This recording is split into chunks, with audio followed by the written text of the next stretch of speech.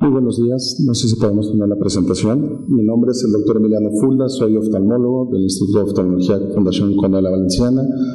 Estamos en el departamento de retina y tuvimos la oportunidad de estar un año con Princess Margaret viendo tumores intraoculares. A continuación vamos a tener la plática de melanoma uveal, recordando que y alejándonos un poquito de la retina, que es pasional. Este es un paciente que estaba siendo operado por un desprendimiento de retina. Y entrando un poquito más a lo que son tumores de la uvea, hay muchas variantes en las que podemos llegar a tratar estos pacientes. Algunas gentes hacen gangliocentinela, como ya mencionó el doctor, y algunas veces acaban en cirugías mutilantes de nuestros pacientes. ¿Qué tan frecuente es ver esto? Bueno, tenemos que normalmente de 7 a 9 pacientes por cada millón de habitantes. La prevalencia es, como vemos ahí, de 1.200 hasta 1.600 casos por año. Se decía que era más frecuente los pacientes que no tenían cristalino o que tenían un lente intraocular, y eso se ha visto que no es cierto. Y hay dos entidades que es más frecuente encontrar los melanomas uveales. Síndrome de nevo displásico, que ahorita vamos a ver, y la melanosis oculonérmica o nevo de Ota, recordando que la mnemotecnia de nevo de Ota es que sale en la carota, nevo de hito sale en el bracito. En los hispanos lo que se ha reportado es que son más planos y normalmente son un poquito más agresivos en pacientes más jóvenes. Síndrome nevodisplasico es primero se describió por las familias, por las siglas BK, y normalmente son familiares, 2 o más familiares que tengan un nevo que se transformó en un melanoma cutáneo. En estos pacientes el riesgo es casi inminente del 100% de los pacientes a presentar un melanoma. Como vemos entonces son más de 100 lesiones en lo que es el tronco y normalmente se presentan desde la infancia. Melanosis oculodérmica, creo que todos hemos visto alguna vez algún paciente, es una melanosis ocular o una melanosis ocular y también dérmica, en la cual es más frecuente en los pacientes orientales y tienen que tener ciertas características. Tienen que tener una hiperpigmentación palpebral para hacer melanosis oculodérmica, hiperpigmentación como estamos viendo aquí en la esclera, una heterocromía o cambio en el iris ya sea sectorial o general, y lo que es el fondo es ligeramente más pigmentado. Entonces, como vemos, tiene una pigmentación en lo que es la esclera, en lo que es el párpado y después en ciertas variaciones el cambio de color en el iris. Pero también en el fondo del ojo tenemos ciertos cambios y una predisposición a presentar melanomas coroideos. Hablando de los melanomas de iris, hay varias entidades que pueden similar en melanoma. De ellos lo que vamos a referirnos es como el diagnóstico diferencial primordial, es el nevo. Esto es el lunar. Y como vemos, decía el maestro, fuera como si alguien le dejó carmín a la superficie del iris. Realmente no distorsiona, no modifica las estructuras. Puede ser desde una pequeña sección a regiones sectoriales. Normalmente son benignos y son más frecuentes. En sí, de los melanomas, cuando estas lesiones no son nevos y son melanomas, es el más benévolo de todos los melanomas, ya que lo podemos detectar antes, ya que de su crecimiento lo podemos ir siguiendo con el paso del tiempo, y en el dado caso, si requerimos tratarlo, es más fácil hacer una resección quirúrgica o radiarlos. Va a tener varias diferencias. La pigmentación, tenemos que reportar que esté creciendo esta lesión para pensar que es un melanoma. Normalmente jalan una vasculatura, entonces vemos el iris que se empieza a vascularizar. Podemos presentar lesiones satélite, como ahorita vamos a ver en fotografías, y ciertas características de crecimiento. Esto es como empuja o modifica las estructuras en la cámara anterior, puede ser cataratas sectoriales. Entonces volvemos a repetir, este es un nevo, es plano, normalmente no me modifica la pupila, no me hace una catarata sectorial, tiene un poquito de pigmento en el ángulo, pero es considerado todavía ahorita como un nevo.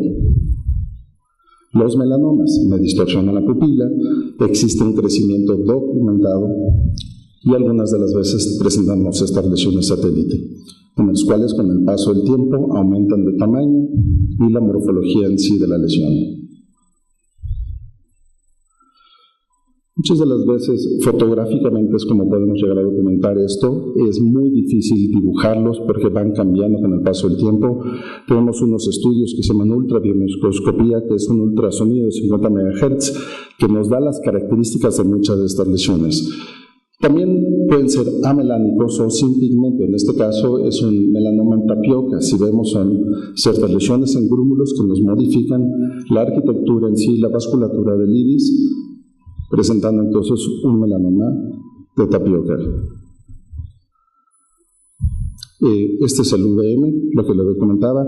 Es un ultrasonido muy especial que nos da características en sí de la reflectividad y de la vasculatura de la lesión. Obviamente aquí ya no puede crecer más, ya que en la parte superior está la córnea y en la parte inferior está lo que es ya el cristalino. De cuerpo ciliar. Realmente tenemos 3 diagnósticos diferenciales: melanocitoma, el epitelio, hiperplasia, el epitelio pigmentado, en este caso, y el adenemas del epitelio pigmentado. De los melanomas de estos es el de peor pronóstico, porque crece por atrás de las regiones que no podemos ver, por atrás del iris. Entonces, cuando ya dan sintomatología, ya están muy grandes. Otros autores han dicho que es el extirpe celular, que son diferentes. Yo creo que es una combinación entre el extirpe y el pobre diagnóstico o el retardo en el tratamiento de estos pacientes. A diferencia de muchos que nomás vemos la base más alta, la base y la altura, también tenemos una circunferencia de la lesión. Cuando está por abajo de un cuarto de lo que es 360, o estos son 3 meridianos, podemos entrar a resecar estas lesiones. Entonces, son lesiones que pueden tener lesiones satélite, extensiones extraesclerales, como lo que estamos viendo ahorita, y empujan o salen del cuerpo ciliar y empujan el iris hacia abajo y se empiezan a salir de la cavidad ocular. Muchas de las veces nos hacen una catarata sectorial y hay una entidad que se llama melanoma en anillo. Esto es un melanoma del cuerpo ciliar que hace más de 180 grados se involucra en el ángulo. La malignización o el pronóstico visual, además de vida de este paciente, es muy bajo, por lo cual tenemos que tratarlo rápidamente con una nucleación. En sí, los de polo posterior, hay características de los melanomas coroideos, que es lo que más sabemos, que fueron descritas primeramente por el Combs, en las cuales, en este caso, la fotografía lo que están viendo es la doble circulación. Esta es la circulación retiniana y en sí la circulación coroidea de la lesión como tal. Los diagnósticos son una lista bastante larga, pero vamos a mencionar que muchas de las veces estas lesiones pueden ser confundidas con un nevo o un lunar, que con el paso del tiempo, si los vamos observando, si le hacemos estudios y hay unas reglas que ahorita las vamos a mencionar, podemos darnos cuenta de lo que estamos viendo no es un nevo, sino realmente es un melanoma. La transformación en los melanomas coroideos de un nevo son extremadamente raras.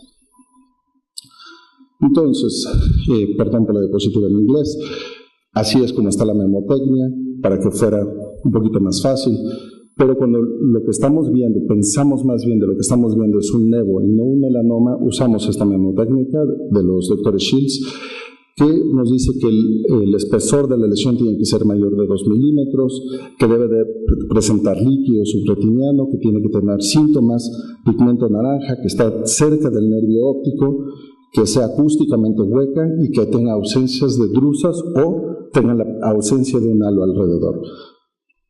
Entonces, lo que nos importa de estas lesiones de lo que es el polo posterior es el grosor. El grosor, porque eso va a depender también del tratamiento, o la base, como decimos. Entonces, la base y el grosor son importantes. Tenemos que ver que los bordes de las lesiones estén lejanas al nervio óptico para el tratamiento, lejanas de la mácula para tener un mejor pronóstico visual en su tratamiento. Tenemos que ver la cantidad de líquido y el grado de pigmento nada más para el diagnóstico diferencial. En este caso, por ejemplo, vemos un poquito de lipofuscina o pigmento naranja en su superficie. Esto me habla de duplicación celular y me habla de actividad en estas lesiones. En este caso, por ejemplo, se ve el pigmento naranja arriba del nervio óptico sobre la lesión, esta lipofuscina, que con el paso del tiempo puede ir cambiando. En este caso tenemos, por ejemplo, unos puntitos blancos sobre la lesión. Estas son drusas y eso me habla de cronicidad de la lesión. Además, se ve una atrofia o ligeramente despigmentado alrededor de la lesión y este halo me habla de un buen pronóstico. En cambio, por ejemplo, me habla un poquito de metaplasia en la superficie y me habla de un crecimiento relativamente más frecuente o de recién. Esto es lo acústicamente hueco. Esto se ve un poquito más hipoecoico, como que la lesión se ve un poquito más oscura de lo que son las características de la coroides. Y las reflectividades, normalmente se decía antes que la reflectividad media baja en el ultrasonido era diagnóstico de un melanoma. Ahora se sabe que entre el 15 al 20% de las reflectividades pueden ser medias altas, entonces no nos podemos guiar solamente del ultrasonido como antes lo hacían. Por ejemplo, esta lesión se ve una lesión bastante benigna, no se ve como las otras con el pigmento naranja o los grandes tamaños, pero cuando hacemos el ultrasonido está acústicamente hueca, entonces probablemente esto es un melanoma muy pequeño que podemos llegar a observar, como ahorita vamos a ver cuando las reflectividades están efectivamente medias bajas. Entonces, este es el estudio con el cual nos basamos para los melanomas de coroides, en los cuales los chicos los dividimos de altura hasta 2 milímetros y de base entre 5 a 16, y estos los observamos. Es muy criticado, eso es lo que nos reporta la literatura y es lo que hacemos en la práctica. Los melanomas pequeños se llegan a observar, se les explica al paciente el riesgo-beneficio por el tratamiento de estas lesiones. En los medianos, cuando la base está más hasta 16 milímetros y la altura es de 2.5 a 10 milímetros, normalmente el COMS nos demostró que no había ninguna diferencia estadísticamente significativa entre nucleación y radiar a estos pacientes. Entonces, normalmente les damos 85 centigrados hasta el ápice del tumor de braquiterapia o de radiación estereotáctica, dependiendo de la localización y ciertas características. Y los grandes, que son más allá de 10 milímetros o más allá de 16 milímetros en base, realmente el tratamiento es enucleación. ¿Y qué es lo que dijo el COMS con respecto a los grandes? Bueno, que era exactamente lo mismo, enuclearlos o radiar las órbitas y después enuclearlos en cuestión de supervivencia de los pacientes a 5 y a 10 años. ¿De qué fallecen los pacientes? Normalmente fallecen de metástasis al hígado, más del 98-95% de los casos. Vuelvo a repetir, no tiene nada que ver el pigmento, algunas de las veces dependiendo del extirpe celular puede ser pigmentado o no pigmentada la lesión, y pues como toda la vida, no depende mucho del pigmento, si es malo o es buena la lesión. Esto es como seguimos a los pacientes. Al principio con tomografías y pruebas de función hepática sabemos que va al hígado más del 98% de los casos, y son los diferentes tratamientos, ya sea braquiterapia, radiación externa o enucleación en estos pacientes. Dependerá la localización, dependerá las características y si tiene extensión extraescleral o no. Esas son placas de braquiterapia. Utilizamos diferentes isótopos, algunos yodo 125, ruthenium o palladium, y depende cómo queremos la radiación que afecte la lesión, depende qué debemos de utilizar. Por último, la radiación externa se utiliza normalmente en los pacientes que están muy cerca del nervio óptico, muy cerca de la mácula, y hay diferentes entidades o diferentes formas de acomodar esta radiación. Muchas gracias.